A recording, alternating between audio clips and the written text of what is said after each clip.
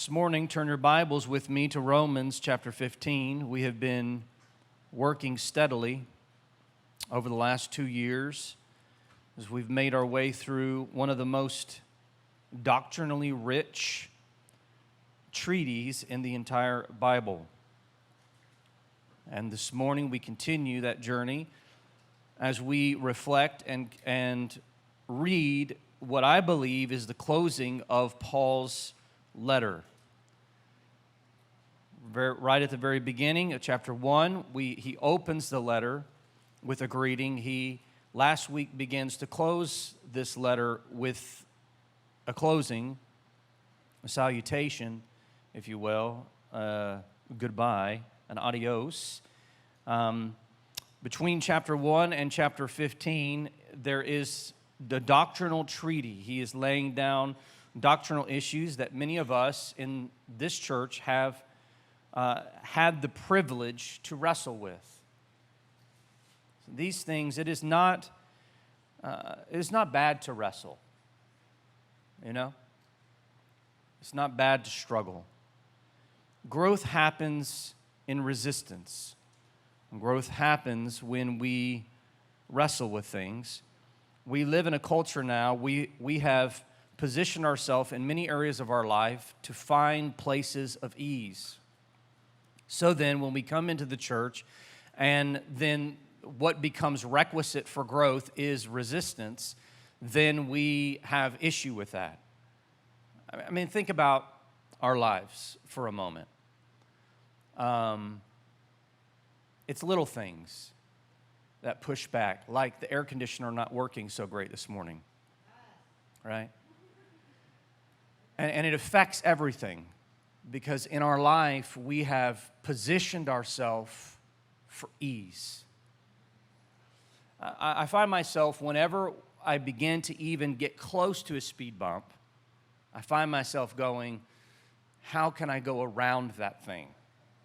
Right? I mean, maybe you've ever seen those speed bumps where they have a couple holes in the middle and you try to figure out how to hit one tire in the gap. So only the 2 tires on the right will go over the speed bump, but the left tire won't.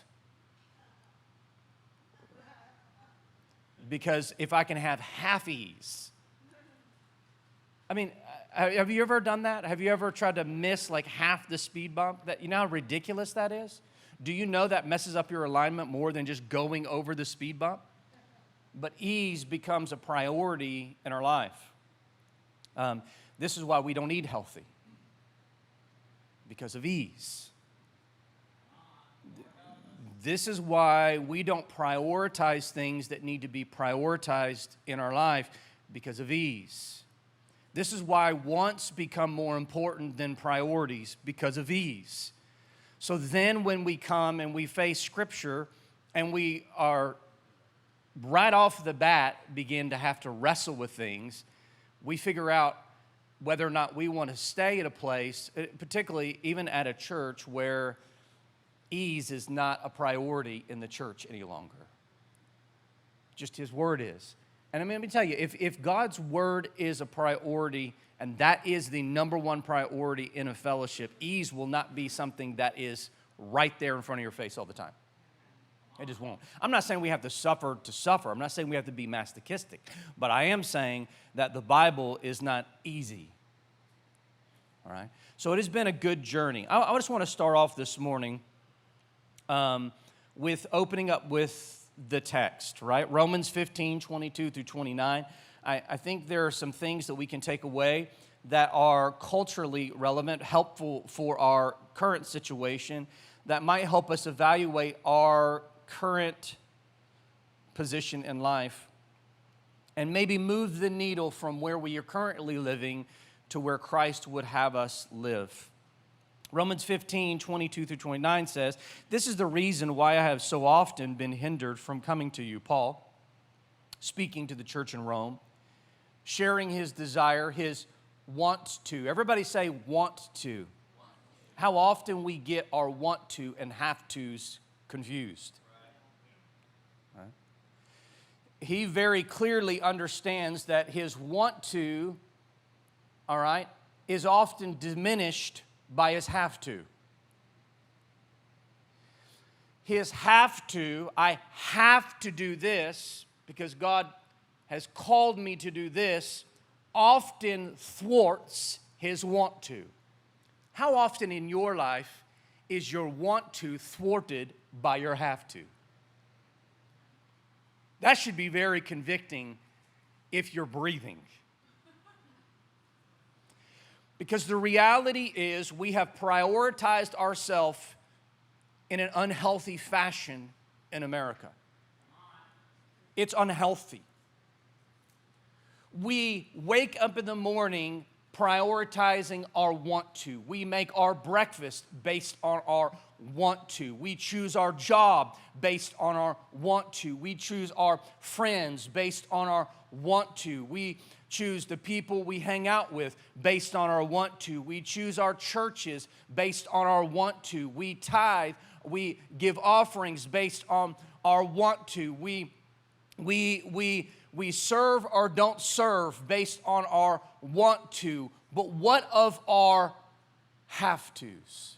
How many of you, if I were to ask you what you want to do, how many of you could give me a list 10 pages long of the things you want to do? But if I asked you what you had to do as a believer, how long would it take to formulate 10 things on that list?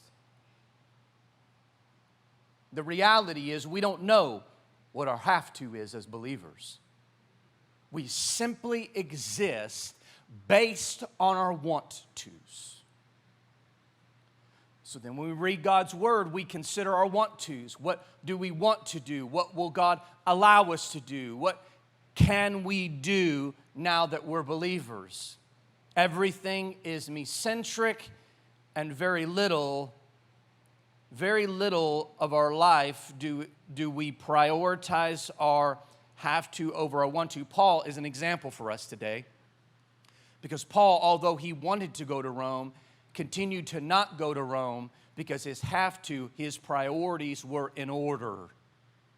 Now, many of you young people today, you might be thinking of your parents and think, man, one day when I get old and decrepit like them, I will understand the difference between my have to and my want to. I want to say to you, I don't think that many of your parents understand the difference between a want to and a have to.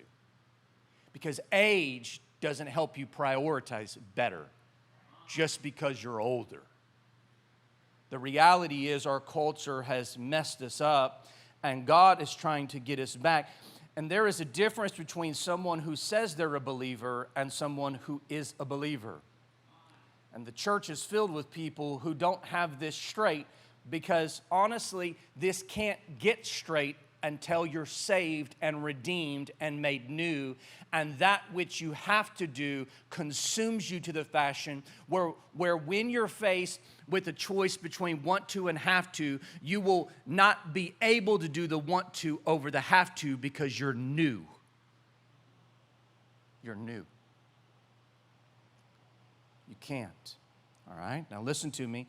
But now, since I no longer have any room for work in these regions, guys, just let me remind you of where the regions are. It's Jerusalem to Illyricum, okay? You might pronounce that differently. I'm up here with the mic, so that's what it's called for the moment, all right? This is a lot of distance. I'm going to talk later about what the distance is. It's insane. There were no planes, trains, and automobiles. People, this was a long ways by foot. And Paul understood his had to covered a lot of territory. It was a lot. Some of you don't like walking across the room to get to the remote. This guy carried, by foot. It was a lot. I'm speaking of myself when I don't want to get up across the room. Sometimes I will say to my boys, that's why I had you to get me the remote. Like that's my reward for bearing with you is that occasionally when you walk through the room, one time, my coffee table, because my wife wants to decorate more than it.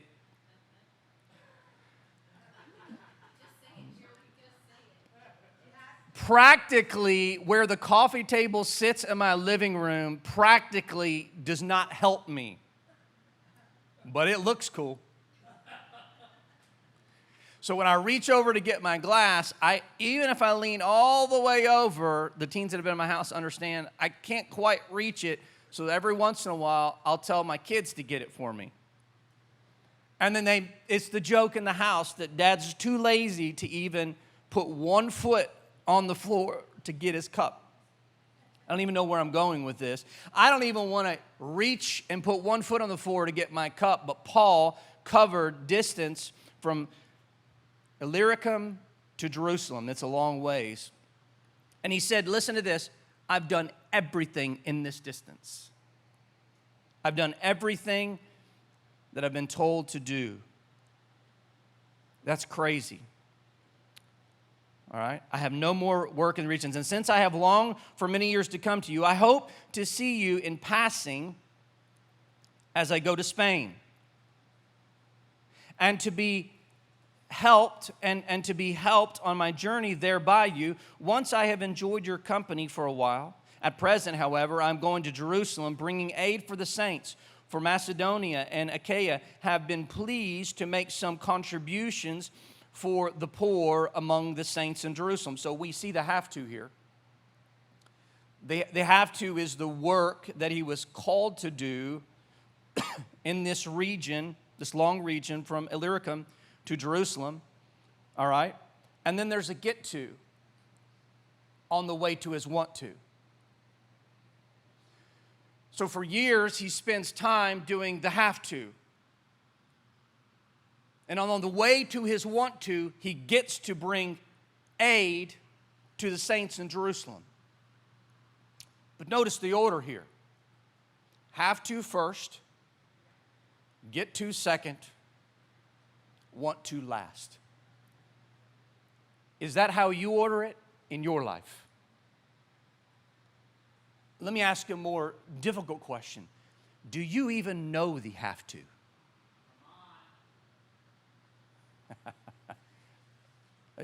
Okay, it's going to be a meddling sermon. I'm just telling you right now. I'm warning you. Like warning. This is going to meddle.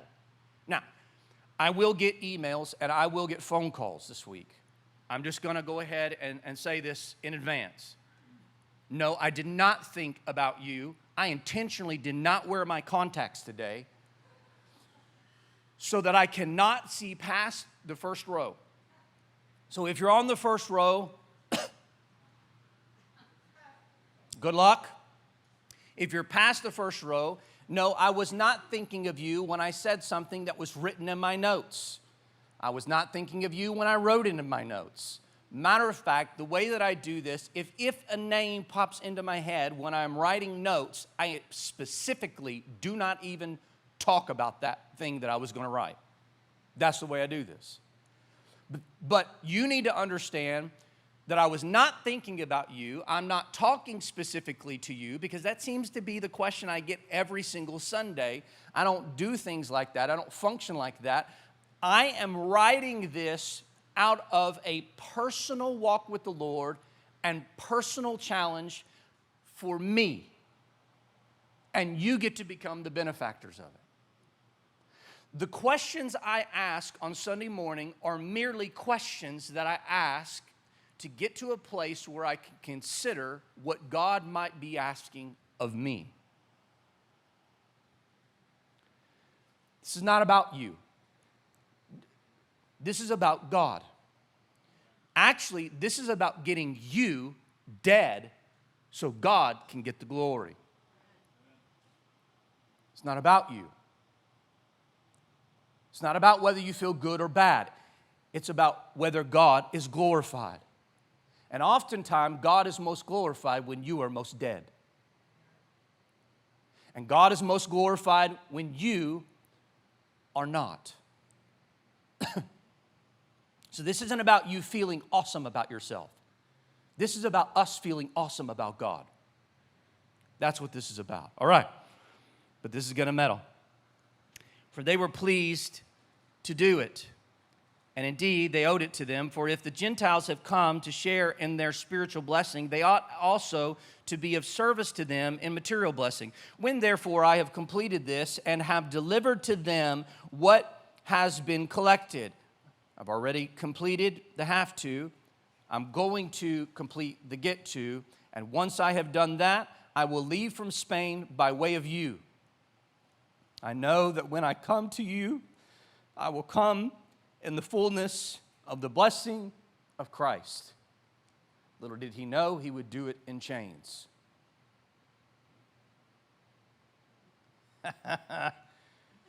So you thought it was going to be a vacation. I get to go to Hawaii. Now you get to go to prison.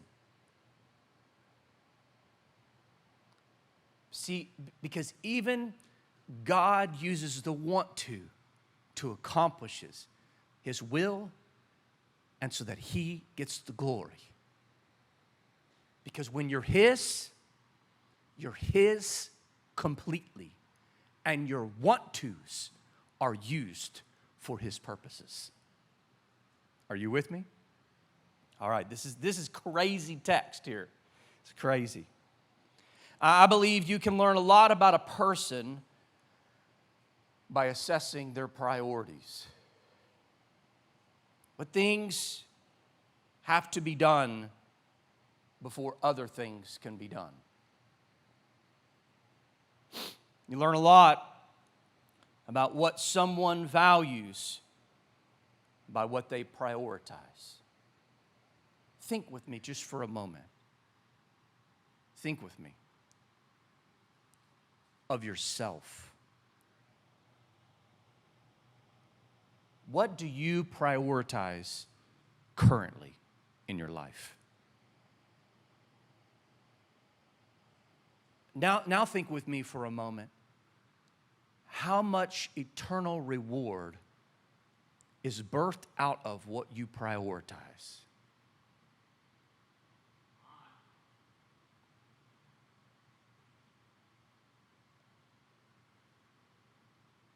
See, these questions are helpful.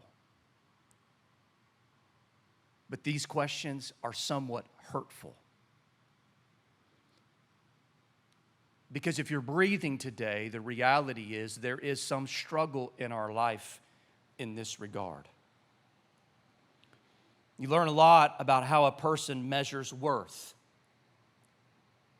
by what they prioritize. I would say this, you learn a lot about what how a person measures worth by what they prioritize in their pain.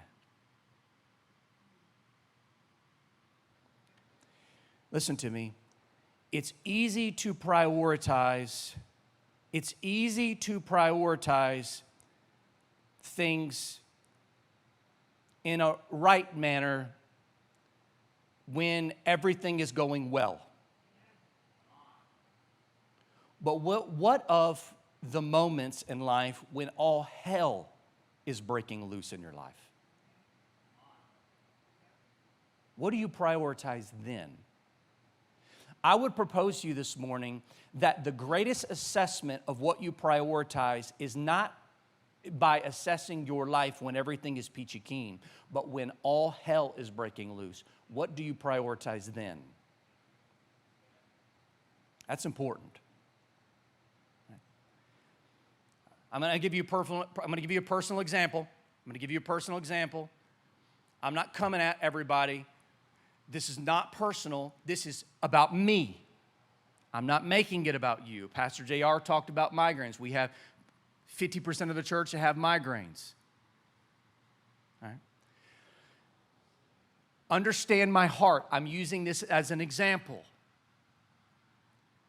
I had a migraine that was so debilitating on Tuesday. I felt it particularly funny because I haven't had a migraine in a little while. Then Pastor JR had people pray for us, and I had one 2 days later. It was so debilitating, in fact, and I'm not saying because everybody prayed for us, but I just think it was interesting. And it was, ask Brooke, it was bad. It was bad.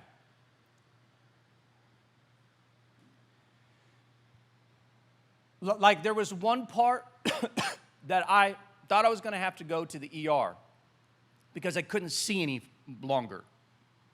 It was bad. Then Wednesday night came. And it was bad still.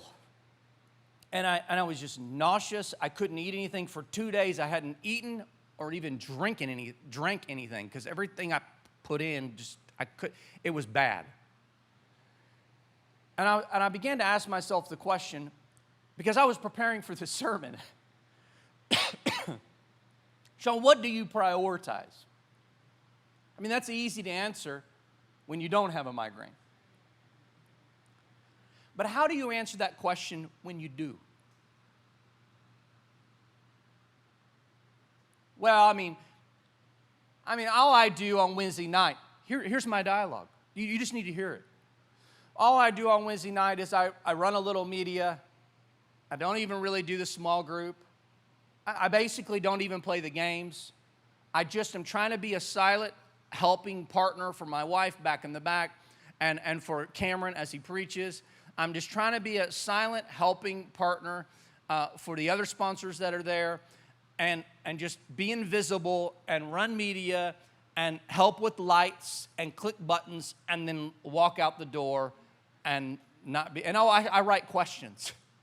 I mean, some of the teens would probably appreciate it if I would stay home from a migraine because of the way I write questions. But I write questions. That's all I do. No one's going to miss me. It doesn't matter that I'm there.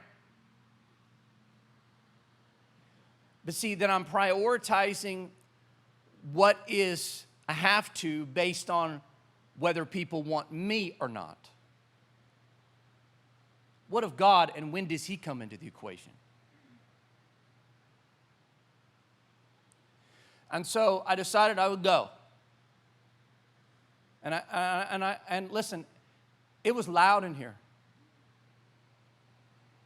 It was loud. The mic was super loud. Everything was loud. The lights were loud.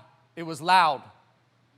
And I sat in the back, and it looked a little something like this, and clicked through the buttons. And when someone came up to talk, I was like, hello, how are you doing? And they walked away. Because sometimes we prioritize the have-tos even though we don't feel like it. Are you with me? Now, if you're throwing up and you're running 104, please do not come and pass that to me. Are you with me today? There's all kinds of subtle nuances, and I could just hear the hashtags and the comments today. And I could hear all the questioning. But we need to talk today in our culture about the moments we are supposed to prioritize, things we have to do even though we don't feel like it. Because everything we do in life and every decision we make in life is based off of whether we want to and we feel like it or not. Listen. You don't feel like going to school, you sure show up there. Parents, you don't feel like going to work, but you go there. It's amazing to me how many parents will go to work on Friday and be more sick on Friday than they are on Saturday. Saturday, no longer running a feeder, but won't show up to church on Sunday because they're recouping from going to work sick on Thursday and Friday. Priorities. Are you with me today? Am I meddling yet? Priorities. What do you do? What choices do you make when you don't feel like making the right choice? I know what you prioritize by your presence. Because your presence says much more than your profession. Are you with me today? Your presence matters. Now, let me go ahead and say something that you guys might be asking. So does that mean that I can't take a break? You should take a break. Should that mean that I should have no margin in my life? You should. My question is, why does the church have to be the place you find margin and not all the other things you've prioritized over God? Are you with me today? Maybe the question isn't should I have a rest? Maybe the question is, what should I prioritize? All right. Does that mean that I have to be at church every single time that we have something? No. I think that sometimes you should take a break from church. You should travel. You should vacation. You should do that. You should take a break from here. But you should still go to church when you're on vacation. Are you with me today? Because you don't take a vacation from prioritizing God. All right. You learn that what a person says is a priority might not line up with what a person actually prioritizes. And it is the conduct of an individual that reveals what a person truly deems a priority. Let's take a moment, just for a moment, and this is very conversational today, but let's just take a moment. Let's just assess some of our priorities in life. Let me give you some food for thought, some ways that you can begin to assess priorities in your life. Here's a few things that I thought of just off the top of my head. Media time versus Bible time. Assess that. Brooke, I'll pick on you. Clash Royale time versus Bible time. Assess it. See, I can meddle with Brooke. It's a little scarier because I see her all day long. Now, I don't see you. All I do is possibly get an email from you or a question from you. But what is your thing media-wise? Some of you, let me ask my boys. I'll meddle with them. This is fun. Because I'm bigger than them. What are they going to do? I'll smack them around. You know what I mean? Not in an unhealthy way, but like playful way. Do you prioritize game time? I'm not against games. I mean, I'll be happy to play a game with you and be the guy running into the wall with a gun trying to find people. I'll play, but do you prioritize game time over Bible time? I'm not even talking about the amount of time. I'm talking about, do you always play games? When was the last time you ever picked up the Bible and read it? Priorities. Priorities. Isn't it amazing that we have to play games? I have to watch TV. I have to be on Facebook. I wake up and I have to see whether people liked me or not. When was the last time you had that have to feeling about God's Word?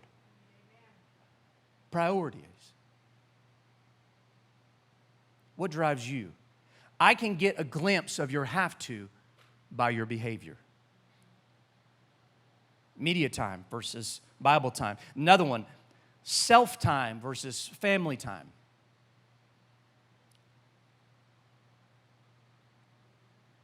All the introverts in the house. Listen to me. Self-time. Ask my wife and my kids how long I spend in the bath every evening.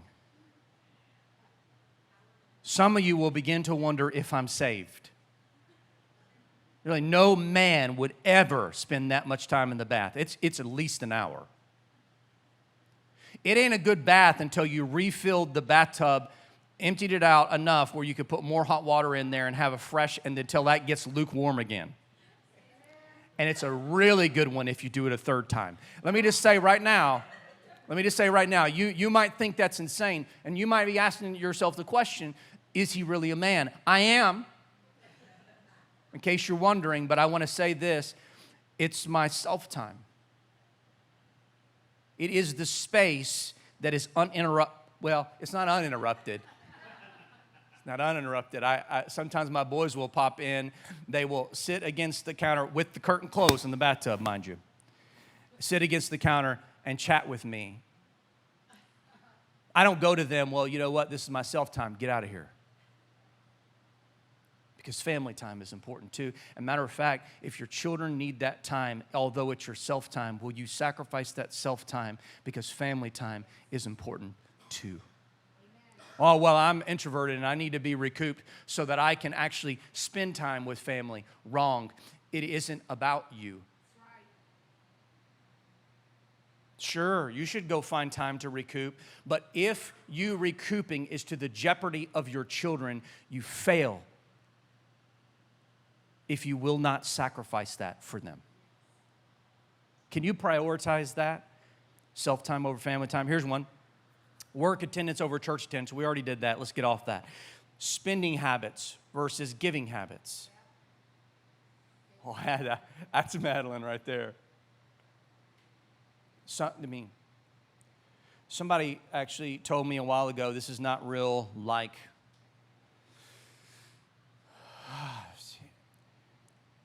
there are some people in the church who tip more in a week than they give God in a week. Because every time you give, it says in the Bible, it ascends to the throne of God.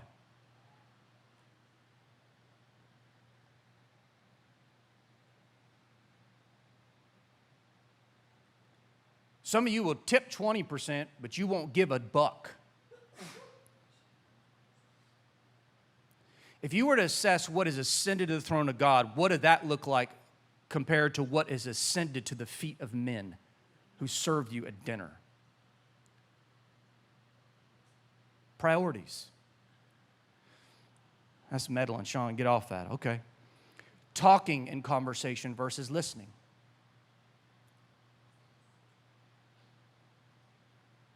Trust me, this is going to connect to Paul. Just hang on. Just hang on.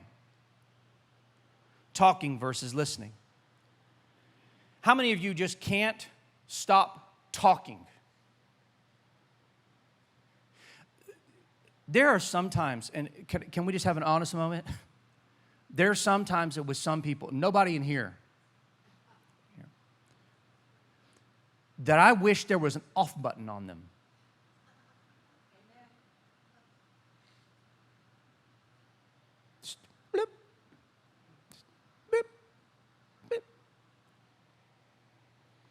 There are some of you who maybe wish there was an off button on me, and these are the things that we should evaluate.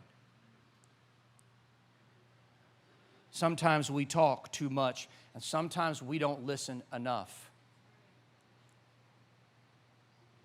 This comes from a personal place, not think that I'm just meddling with you. This question is birthed out of a thing yesterday with my son, and I wrote this down in my notepad in the bath time because that's where I do most of my sermon writing. But I'm sorry for even sharing that with you. But my son yesterday, we were golfing and then we came home and I was preparing to go out to go fishing in a kayak, and Ashton was talking to me about his computer and the coil in his GPU and how it ran, and I was hearing him, but I wasn't hearing him. You're with me, parents? And he said, did you hear what I said? And I said, yes, you're talking about the coil in your GPU. But I had no clue what he was saying about the coil in his GPU. He goes, so you understand what I'm saying, right? And I went, yeah, you got me. Can you rephrase that again? Can you retell me? And he goes, you're not listening.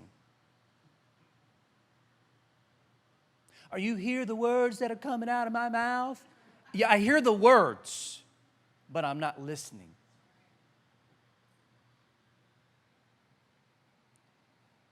And the reality is that your children know when you don't place value on them enough to not just hear their words, but to hear them. Are you with me?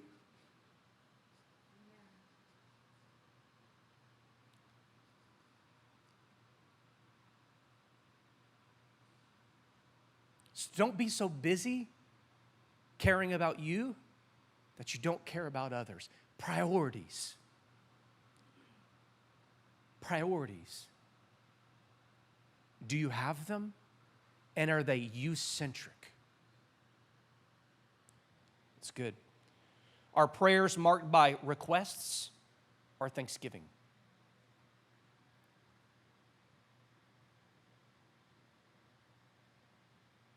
If I were to tell you right now to pray, be like, Lord, it's amazing how quick we go to requests.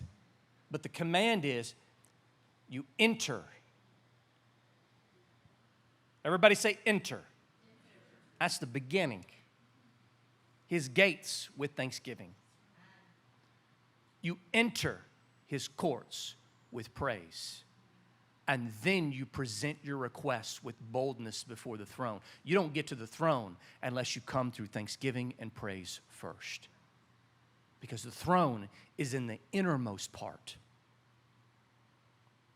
It is amazing how we want to teleport ourselves to the throne by opening our prayers with requests without ever offering a word of thanks or a song of praise.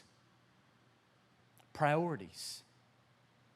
We know what you prioritize by how you pray. The reality is, if you're someone who opens up your prayers with requests, I know you prioritize you over God. Are you with me? And so these then become simple tools by which we are able to assess our priorities. Why do we do this? So that we can feel that we're filthy, dirty scoundrels and feel like terrible sources of human beings on the earth. No, so that you can have a realistic idea of where you're at so that God can move you to where he wants you to be. Because it's true assessment that presents true needs, that presents an opportunity for true dependency on the one who can change you completely. Why would you be dependent on God if you don't realize that there's a problem with you? So I would say take some time this week and assess. Listen to yourself in conversations. How much of it is you-centric and how much of it is others-centric? Let me just say this. Jesus laid down his life for you unto death on a cross. How easy is it for you to lay down your life in a conversation? Priorities. Priorities. We can talk all day long about Paul has priorities, and they are in order. But think about our priorities. Why are we going to focus on this type of achievement that Paul lives at when we can't even pray right? Let's assess where we're at. Relating to your kids, meddle more. Correction is easier than conversation.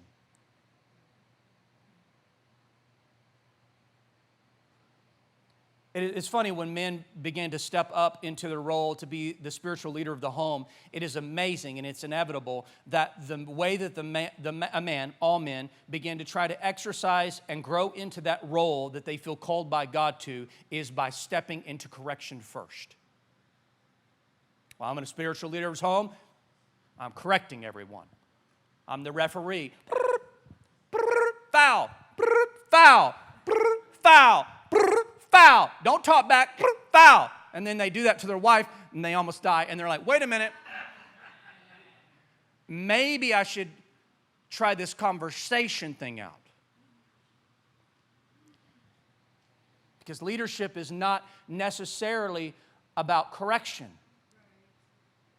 Leadership is about conversation.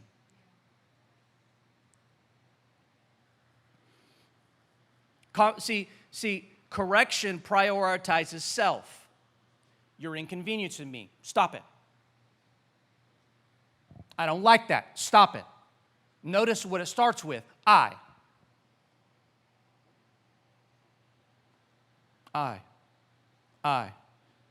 You're annoying me. Stop it. That's embarrassing me in front of this restaurant of all these people. Stop it. Correction is self-centric. Conversation prioritizes the child. It's easier to correct. It's harder to have a conversation. But leaders have conversations, and children correct.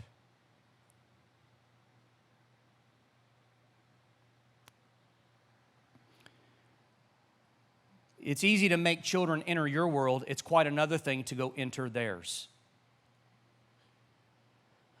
When was the last time you set yourself apart, your wants aside, and you prioritized your children's wants?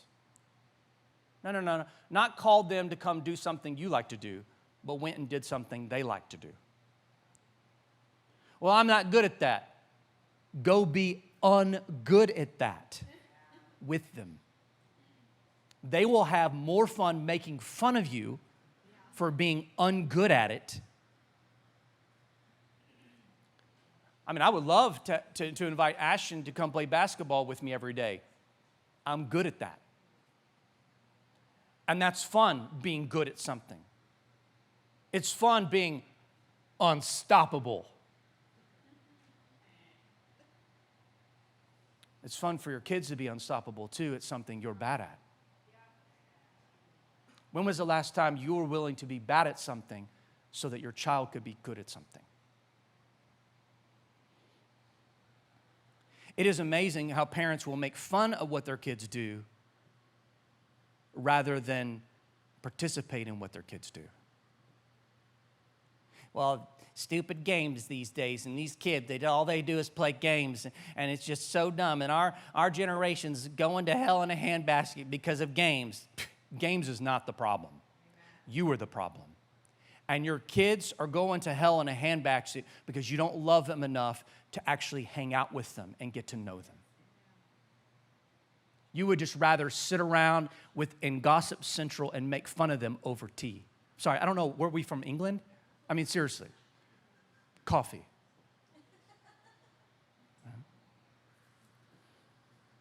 Well, young people, what would you do if an 80-year-old came, sat down, and played a game with you? That'd be fun, right? Well, you know what? I'm getting older. I'm not sure how much value I have, and I just have a real heart for these young people today. How much of a heart do you have for them? I will know that by how much you prioritize them. And are you willing to prioritize them outside your comfort? Because those 80, 90-year-olds who do and engage them in their world, I actually believe them when they sit around dinner and say, I care about the younger generation. But the people who say it but don't do anything about it, I don't believe them. I believe they know how to talk a good talk because they've been in church long enough to know what to say. Are you with me today? This is where the rubber meets the road, people. This is important. Let me ask another question. Are your children overcommitted, and did you endorse it? And the reality is, many of you can't even judge whether your children are overcommitted because you don't know how to judge that for yourself. Some of you are overcommitted.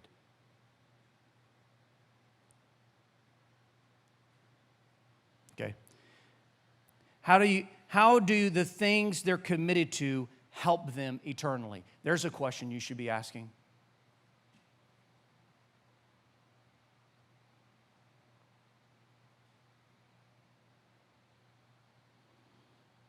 And in case you're wondering if that's you, all kids are overcommitted today.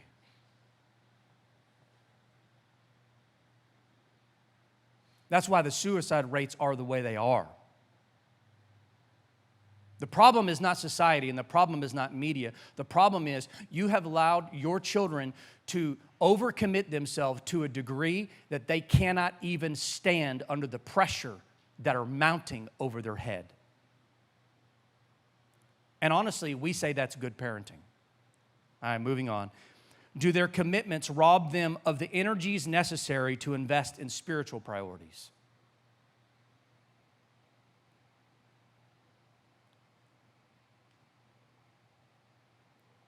All right, moving on.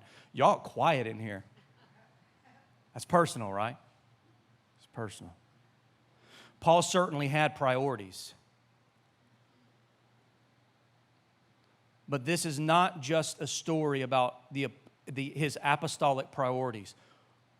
Paul is just decorated dust. He's not awesome. Awesome is reserved for God. He's decorated dust. Well, I want to structure my life according to what Apostle Paul did.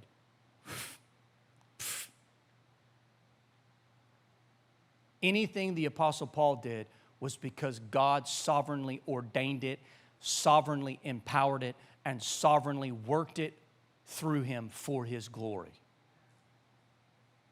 Nothing Paul did was on his own. Let me tell you what Paul does when he is on his own. Kills Christians. It took a radical transformation, a complete and hostile takeover by God, to being filled with the Spirit and totally enslaved to God and His purposes, with God in total control, for Paul to do what he did for Christ. He ain't all that and a bag of chips. He's just a man like you and I. A man that had been changed by God. God used him, but he's frail and a fragile creature. And let me remind you that Paul did not exist to be our example. Christ is our example. Well, it's amazing when people want to connect with somebody in the Bible. Some of the most popular people that are mentioned are Moses and Paul. It's amazing when people say, pick a character to relate to. No one ever picks Christ. But Christ is your example. When you're a believer, you know who you're supposed to be like? Moses. Moses didn't even make it in the promised land. That's who you want to connect to?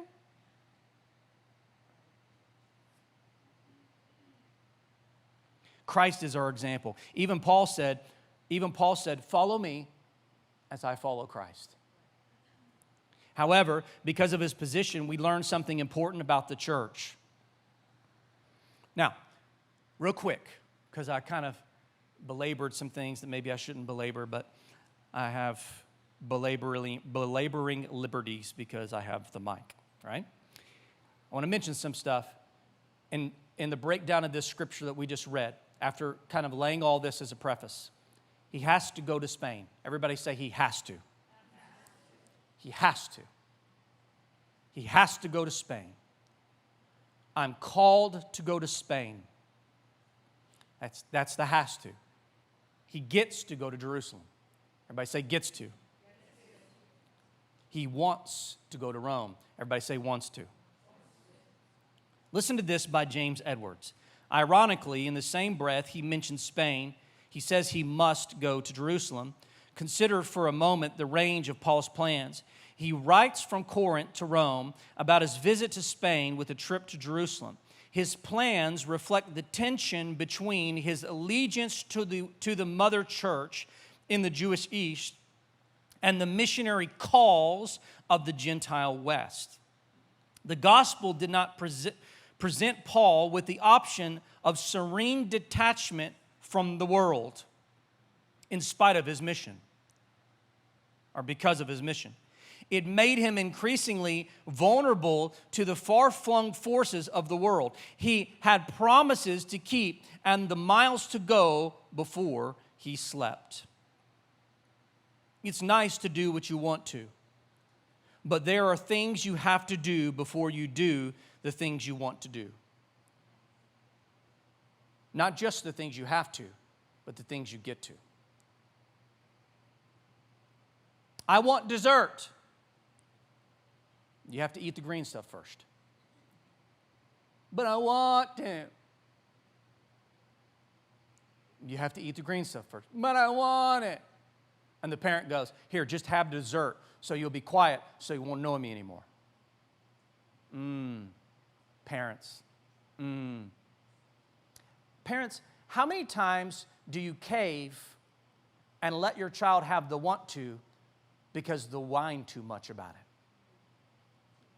And what are you teaching them about the kingdom of God? Because God won't put up with that mess. And once they are introduced to God, they will look and compare their relationship with God with their relationship with you. And you know what they'll think about God? God's a big meanie. Had nothing to do with him, and my parents are cool. If God was more like my parents and God gave me my want to whenever I whined, then I would actually serve him.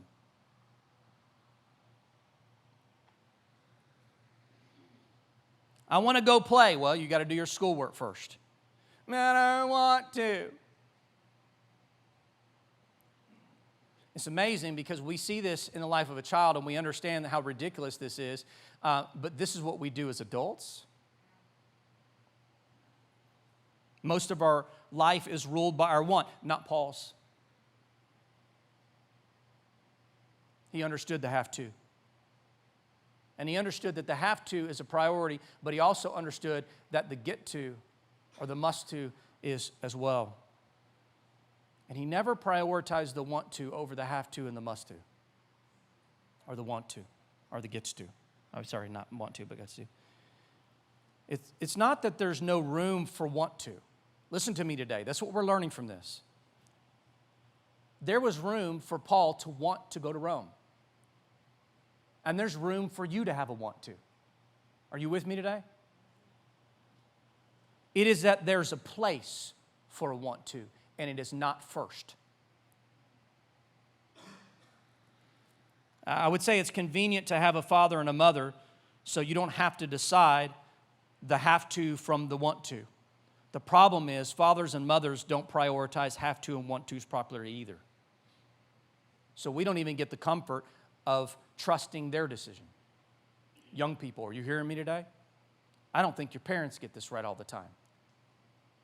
So you don't get to depend on your parents determining the have to and the want to. Young people, if you're faced with an option to do 6 things, to participate in 6 different things, do you know the energy that will expend? Have you considered how that might affect the energies you spend in the things of God? And do you know that it is not your parents' responsibility to make that decision, but it is your decision to be made? And there are going to be times that your parents are going to say, yes, you can do it. But that doesn't mean it's okay for you to do it.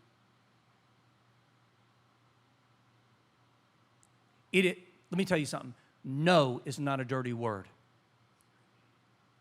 Because sometimes to say yes to God, you have to say no to the things you want. Are you with me today? And no longer, especially teenagers, no longer do you get to ride on this place. Well, my parents endorsed it, so it's okay.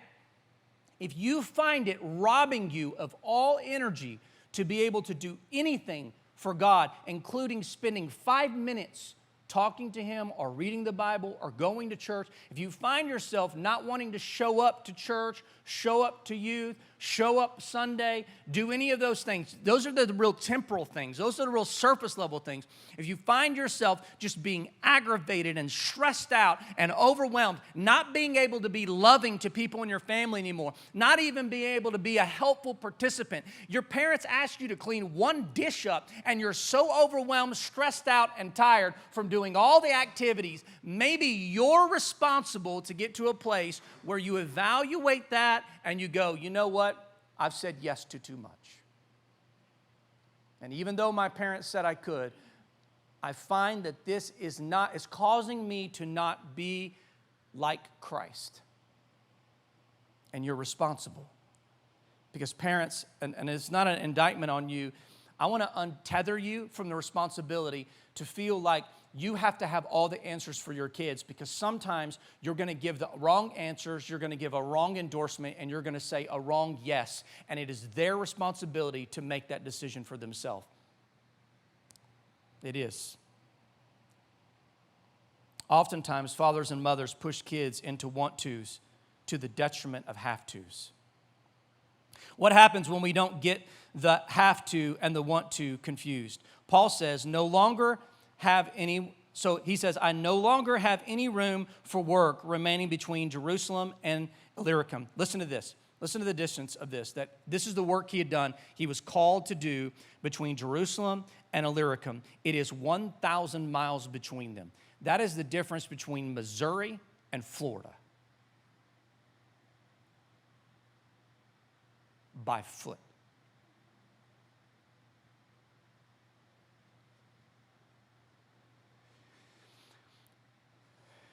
That's a lot.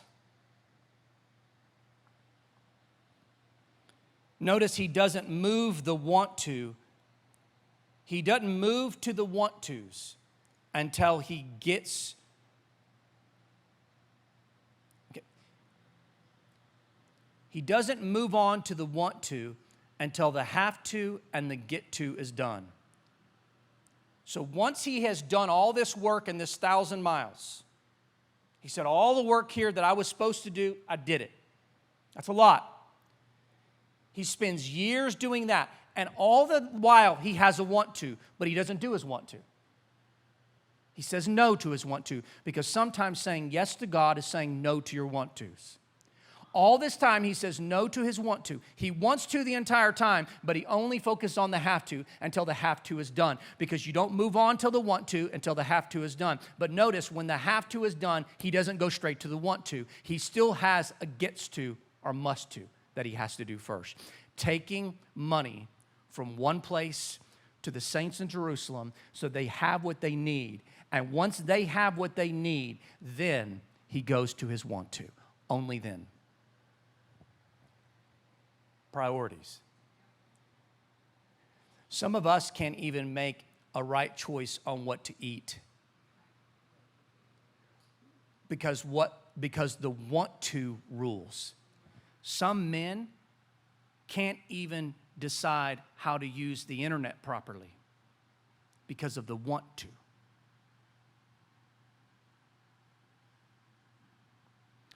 Some teenagers, girls and boys, misuse the internet and have recently because your want to rules. Some young people and older people who are dating in this building have had sex out of wedlock because the want to reigns. Are you with me today? Well, I want to. Priorities. Priorities. It's always easier to take someone's virginity than to commit your life to them. And getting that out of order messes everything up. Are you with me today?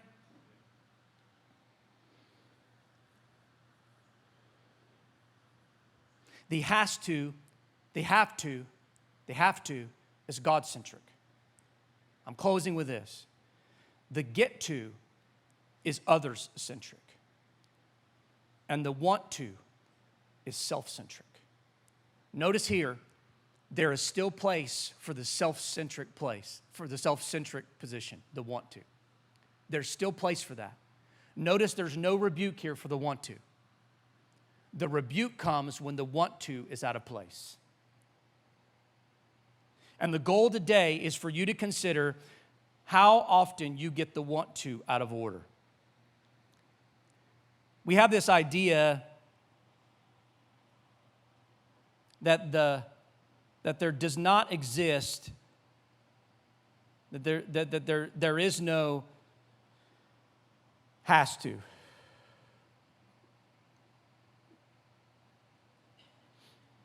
That once we come to Christ, there's merely a gets to and a want to. When you come to Christ, there is a have to. There is. There is always a have to.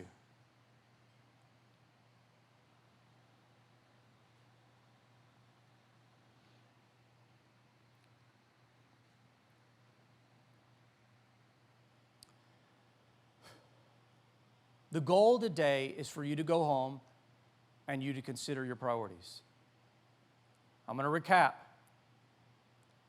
Have to, gets to, want to. There is room in your life for all of them. But there is not room for a believer to get these out of order. There just is not.